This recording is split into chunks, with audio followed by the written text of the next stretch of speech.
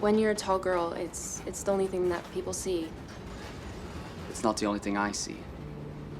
What do you see? I see dead people.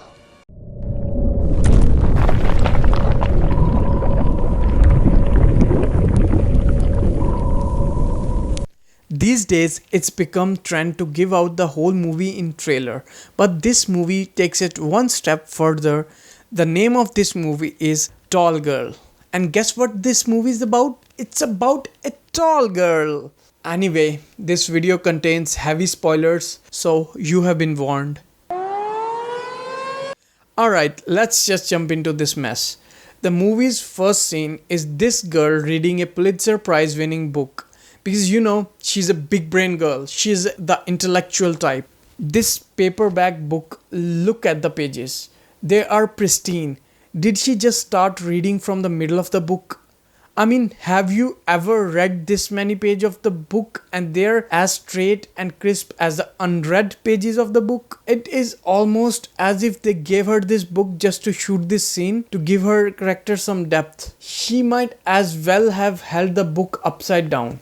And this sigh is her wondering how long do I have to stare at this book before we go to the next shot?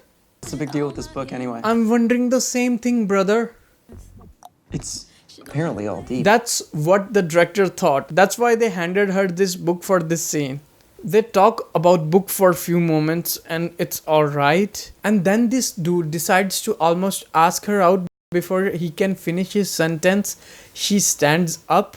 And they shot this scene as if she's eaten the cake from Alice in the Wonderland and is growing instead of looking like she's tall. This still from the movie is so weird. Like this girl is 6'1.5" and then how short is this guy? Is he like 5'1" or something? Also, listen my dude, this is a beautiful girl and she has brains. You would be so lucky to even hang out with her, but he just slinks away as if he has seen some abomination or some freak of nature. Doesn't make sense to me. We get this flashback scene where they are with doctor concerning her height when she was 3 and we get this scene. Can't we give her hormones? I read that diethylstilbestrol is very effective in stunting a child's growth. Honey, I don't think it's good to take anything with that many consonants. In some girls, diethylstilbestrol has successfully stunted growth. In others, it's caused a host of health problems. Infertility being one of them. Honey, this may be too soon to talk about, but do you even want kids? Do they think this is funny? Like her natural life or being able to have children one day is less important than her being little shorter? And by the way, whose kid you fucking stole? Because she has an Asian nose and Jodie here has a nose that cars can stunt off of. Okay, about other kids saying cliched tall jokes to her are valid things as kids are dumb and would definitely do that. The introduction to her best friend is cringy, I mean to me at least, because I'm too shy and overly confident people or people who do this in public make me recede into my introvert shell even more. Apart from my initial cringe, this girl is alright. As in immediately next scene she stands up for Jodie and puts this guy in his place. And then we are introduced to... This is my super hot older sister Harper, who's been winning beauty pageants since she was 6. She was spared the tall gene, but at least there is some balance in the genetic universe. She got Grandpa Larry's allergies. Geez, such hardships these two have to suffer. Poor girls, I know, right? Mom, everyone loved you in high school. I bet they haven't met this version of her. 10 guys asked you to prom. I mean, what adversity did you face exactly? Well, I was not popular with the girls in my class because I was so beautiful. But then this scene goes on for a bit too long and I ask this question again. Do they think this is funny? I had the same face as Steve Zahn, like, bitch, stop talking. We are introduced to another character, Jack. He's crazy about someone twice his size. Her saying that makes me think, why the hell are you so picky? Plus, you don't like when other people don't ask you out because of your size, and now you reject him for his size? I would have understood if she said, I'm not into you, or like friend zone him or something. But her reasoning is, I can't date someone shorter than me because that would make me look even more freakish. What? Why do you even care what other people think? Because what? You think that at any moment some taller than you, funny, intelligent, nice, perfect guy is just gonna walk through that door? I mean, come on. It's crazy. Well, boy, you should think before you speak. So first thing this dude does is flex on these American students by identifying the molecule by its structure. And everyone is like, holy shit, this dude is a genius. But he writes its common name. Like, I don't know what you guys do in America, but here that answer would not be accepted. It's not wrong, but when you are identifying in chemistry, you write its scientific name. Because you are in a science class and you are supposed to follow IUPAC nomenclature for hydrocarbons. You guys must be thinking, Devil, what the f*** are you going on about? Actually, I'm about to flex on this motherfucker because organic chemistry is my favorite subject, and this molecule is called 2-isopropyl 5-cyclohexanol. That's how pros do it. Anyway, enough fucking around, let's move on with the movie. So now we have main love interest. We pretty much know how this movie will proceed. Jodie is all swooning over him. And now we get the obligatory mean girl. Kimmy Stitcher, travel enthusiast, future real estate agent, and one of my OTs, original tormentors since childhood. What the f*** is up with these Netflix movies and these dumbass abbreviations? OT? What's the point of abbreviating if you are gonna explain it either way? You only succeeded in wasting even more of our time. Look, guys, Jodie's hand is so big it doesn't even fit on the clay. We're gonna need more paint. First of all, that was not funny.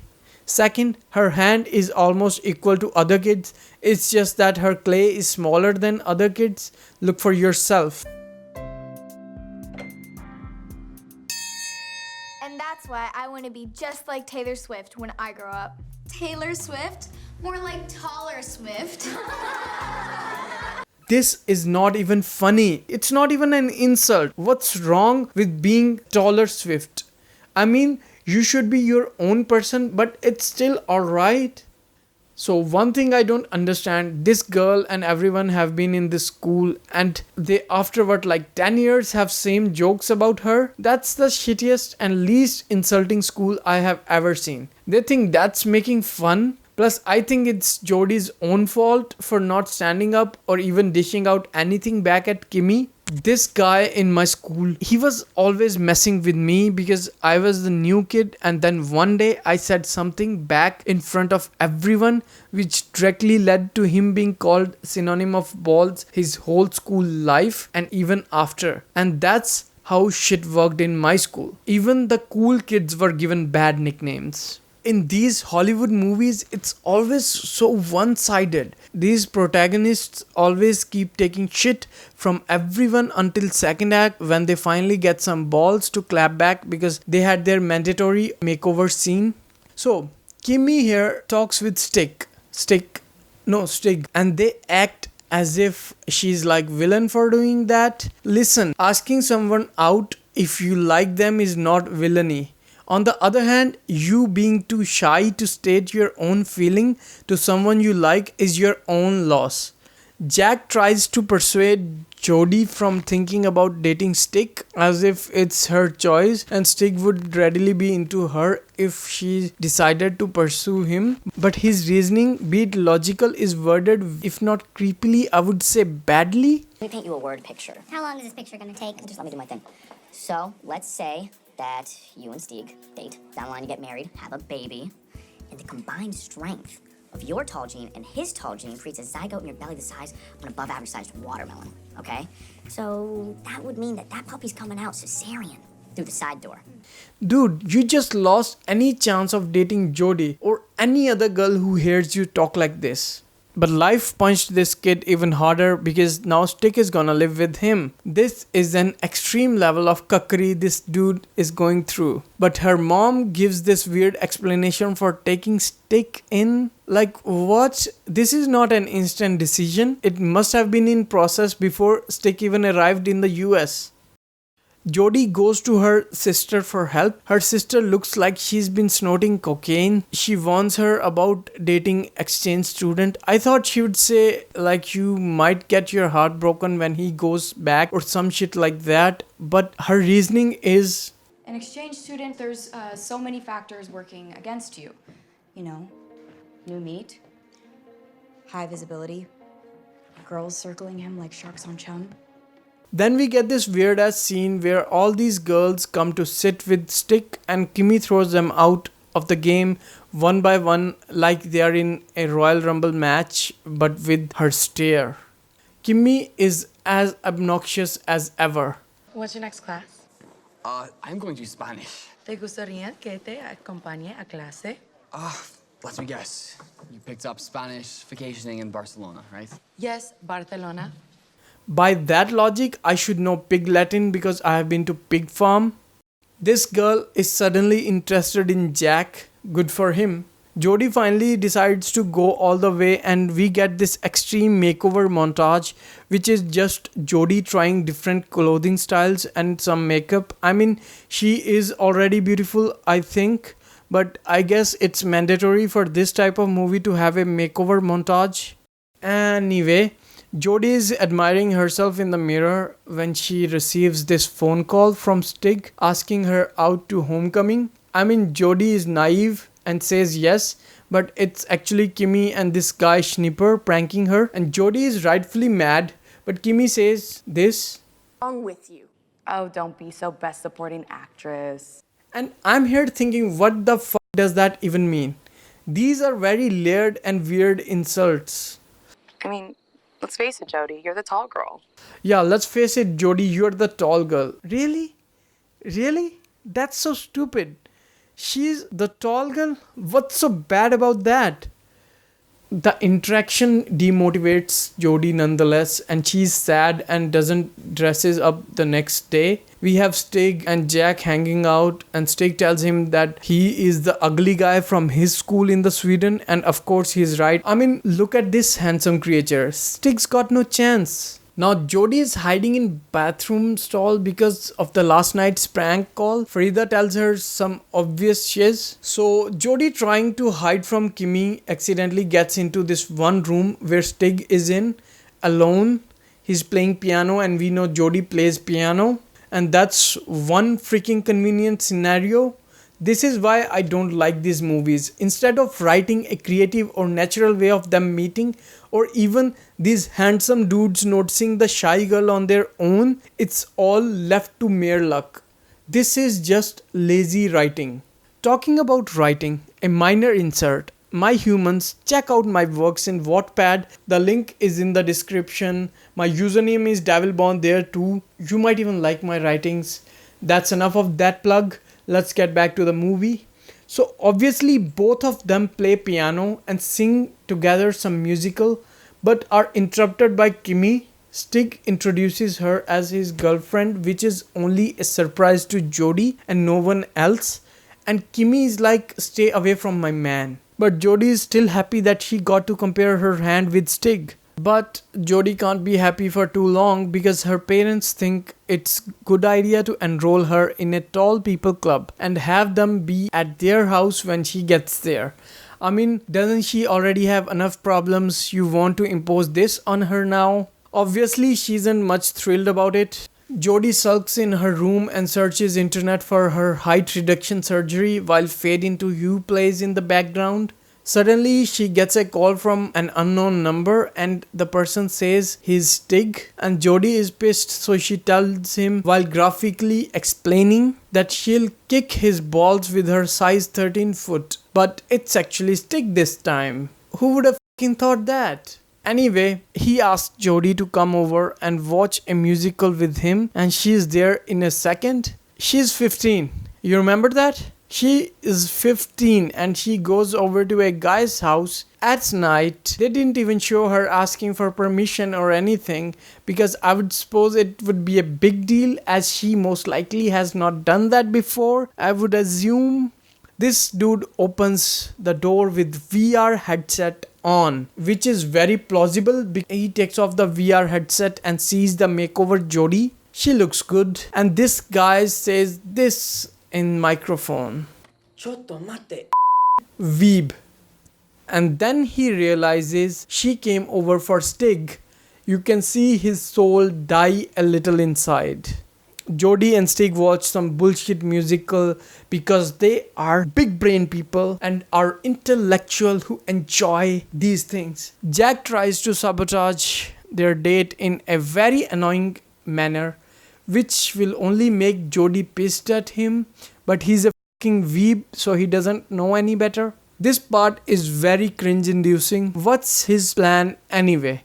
Make Jodie hate him?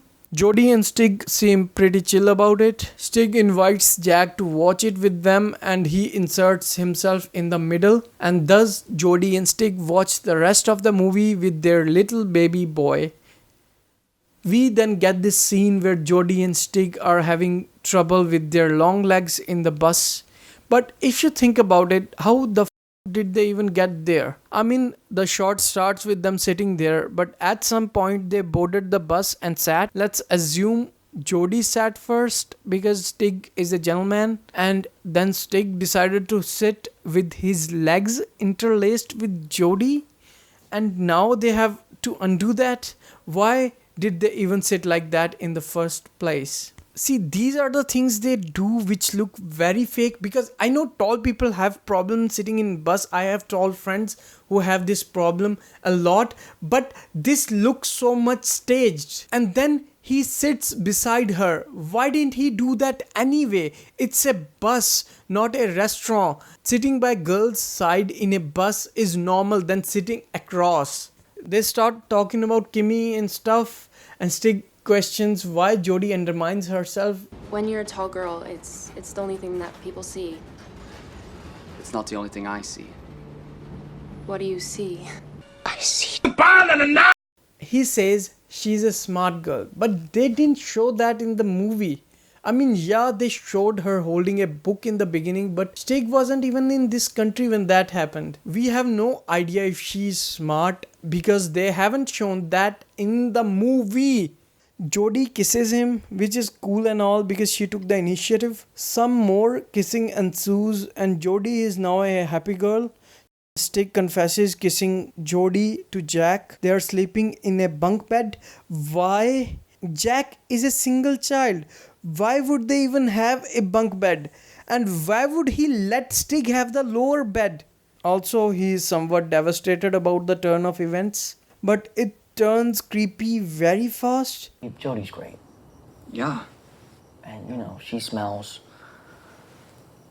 like a late August midday sun shower, and she's got skin like sweet, buttery whipped cream. What's up with Netflix movies and these guys talking about how girls who are not into them smell like? Anyway, Jack persuades Stig to cut off any contact with Jodie and focus his attention only on Kimmy. Now Kimmy is insecure about new Jodie and she's trash talking about her with friends, but her friends seem to be noticing Jodie's new look too. What's that girl trying to prove? What, she think a little makeup and a new haircut's gonna make her less ugly? Bitch, she was never ugly to begin with. Anybody with eyes can tell you that. They didn't even give her glasses, which are usually used in this type of movies to make protagonist girl look nerdy or geeky. She was straight up good looking from day one. But as the movie's name suggests, she was tall. That's it. That's why the whole premise of this movie is flawed. Anyway, Stig dodges Jodie and sits with Kimmy, which shouldn't be out of ordinary because she is his girlfriend. But he asks Jack to join him and then asks Jack to do his impressions of Gordon Ramsay and Kevin Hart, which are not that great. It's just compilation of memes in action. but Jody isn't thrilled about it. Okay, this cute girl from earlier, her name is Liz. She flirts with Jack and he doesn't notices her again. I mean, are you kidding me? A girl who I think is cuter than Jody and Kimmy is into Jack and he's just ignoring her. Jody comes and asks, What, am I not cool enough for you to sit and have lunch with anymore? he was going to sit with you anyway. You saw Stig asking him to join him. Plus, why do you even care? Unlike Sierra, Burgess is a loser, where Sierra was not an endearing person, not likable because of her actions and attitude. Jody, on the other hand, is alright, but at this moment she comes off very selfish. And there is this awkward conversation between Jody and Stig. Next scene, Liz and Jack are finally hitting it off, and Jody is again sulking in her misery. Kimmy walks up to Jody and tells her that Schnipper, the dude that pranked her on phone, is into her and invites her to something. Jody is suspicious of the offer. Did any of you notice that Kimmy talks in a very weird way? It's not a trick. He told me to come over and invite you. Then we get this out of the blue sort of argument between Farida and Jody, which makes no sense. Jody is suddenly mad at her for nothing. It's same when Sierra got mad at Veronica in Sierra Burgess is a loser. So Jody alienates her only two friends because the script said so. There is no other reason, believe me. Stig, Jack, Kimmy, Liz, Schnipper and Jody go to this escape room. They decide to have party at Jack's house after homecoming. Jody says more condescending things to Jack. She has taken a turn for the worse. They find clues and get to this hidden room, and Kimmy decides to take a break and hook up with Stig, which makes for an awkward atmosphere in the room because Jody is here with Schnipper. Jack and Liz are going at it. Jody decides to kiss Schnipper too, which makes Stig angry, I guess. What is this look? Is he jealous or angry? This whole scene is very weird because Jody is trying to invoke jealousy in Stig by kissing Schnipper even more, which is working, but this dumbass Jack is also getting affected. Instead of giving his full attention to Liz, he is distracted by Jody. You can guess it's to cause conflict further down the story. Next day, Jody and Stig meet and he tells her that he'll break up with Kimmy to be with her. Jody asks him out to her sister's pageant and he in turn asks her to the homecoming and the party at Jack's house after. They are both happy and the movie ends. But wait. There are 30 minutes remaining in this movie. We get to pageant. Stig is late. Pageant contestants show their skill. Harper is pretty good with knife throwing, even blindfolded. The pageant ends and Stig doesn't shows up at all. Everyone is pissed at him, especially Jody's dad. Jody goes to the party and finds out Stig stood her up because he lost track of time while helping Jack with the party. And to make matters worse, he didn't even break up with Kimmy. Jody realizes Sven here is just stringing her along, so she leaves. Kimmy notices something wrong. Liz asks Jack out for homecoming. He says yes, but then says no. He tells her that he's in love with Jody. She says she kinda knew that and is all cool about it. See? I told you, she's the best girl in this movie. Beautiful, understanding, artistic, smart. She is perfect. Jody comes home all depressed and shit. Her dad gives this obligatory speech to get her out of the emotional slump. They then both play piano together. Next morning, Jody is sleeping and Jack comes to her room with a present. He looks at old photos of them and sits by her on the bed and she is sleeping. Yeah, however they wanted this scene to come off, it just comes off very creepy. And to make things worse, he caresses her hair. She's sleeping and of course she wakes up in a shock because this is very creepy. Although she's taking this very lightly, he hands her the present. It's a pair of high heels. Anyway, he tells her a hypothetical scenario where she'll need the heels. It's alright. Coincidentally, she gets a message from Liz. There's a video attached. It's from the party where Kimmy confronts Stig about Jody. He gets flustered. He trash talks Jodie and makes some lies about her. Jack comes in with his milk crate to hit Stig and misses. He talks about how great Jodie is and also punches Schnipper for making fun of Jodie's height. Okay, let's dissect this video clip. The acting suddenly drops to Instagram comedy level. And we have reverse shot of Stig and Jack. They should have stuck with footage from Liz's camera. Also, Jodie is crying. I guess she finally realizes that she's been ignoring Jack. But the thing is, it has no emotional impact because she didn't realize that on her own.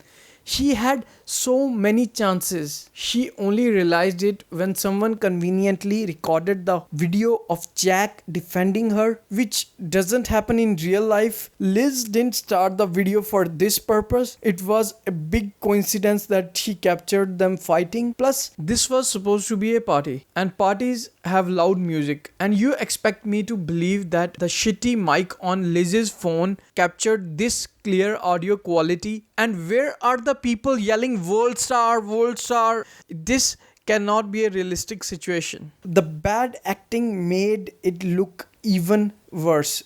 It all looked staged. Anyway, next we have the homecoming dance. Harper is asked to announce the king and queen, which obviously are Stig and Kimmy, but Stig can't do this anymore. Suddenly, Jodie graces the event with her presence in the heels Jack gave her. Everyone stops doing what they were doing and start looking at her. She walks and everyone parts to give her way like she's Moses or something. She hasn't spoken a word. Just her mere presence has stopped everything. Yes, this is very realistic. She makes her way to the stage. She takes the mic and starts talking about her hardships. While she's doing that, Harper walks up to her and I thought she's gonna hold her hand or something, but she takes the mic to say something. Jodie says it's my moment and Harper steps back. This is so out of character for her. Harper is shown to be understanding and very loving towards her sister. Why would she do this? It's not even funny or cringy. It's just out of nowhere. This whole speech is irrelevant and redundant, and these people stood there listening to her ramble on. Her speech is not even what this movie is about. If it were a realistic scenario, nobody would have noticed her enter the hall. Music wouldn't have stopped because DJ hired for the event doesn't know Jodie. He's getting paid to play music. Halfway through the speech, someone would have shouted, yeah, we get it. You're tall and you're okay with it. Now get off the stage and let us dance. Not applauded like she just gave Gettysburg Address. And people kept clapping for like 20 seconds straight. You think this is realistic? Really? It seemed more like one of those "yeah, that happened" posts from Reddit. Stig follows her out and she's like, nah mate, I'm over you.